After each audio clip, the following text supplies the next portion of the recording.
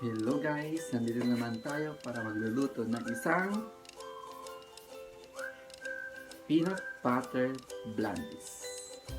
So, huwag kalimutan mag-subscribe, mag-click, and then hit the button.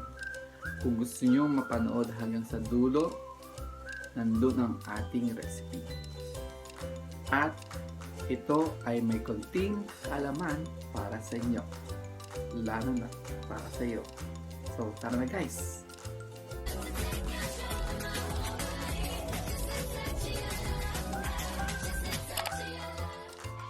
Ang ating mga ingredients para sa ating butter, kailangan natin ng all-purpose flour, baking powder, salt,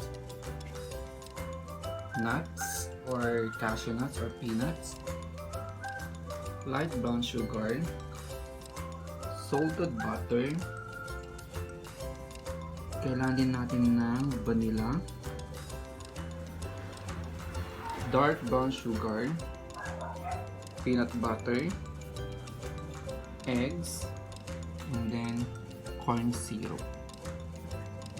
Natin is hindi ito tama ang pag-measure natin ng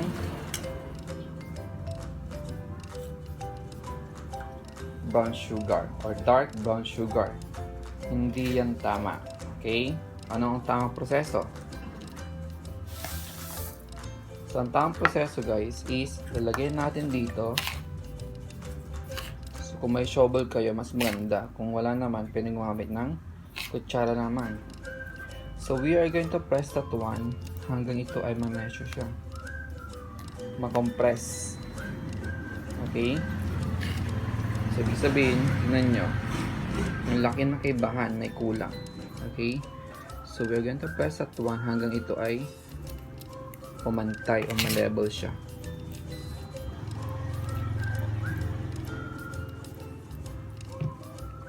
Pag na-press na natin at wala nang pagkakasyahan ang ating brown sugar, ibig sabihin, okay na siya.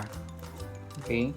So, ganito ang pag-measure ng ating dark brown sugar. Parehas lamang sa negro. Pero iba lang yung light brown sugar at saka yung granulated sugar na white. White granulated sugar. Okay? So that's it. We're done.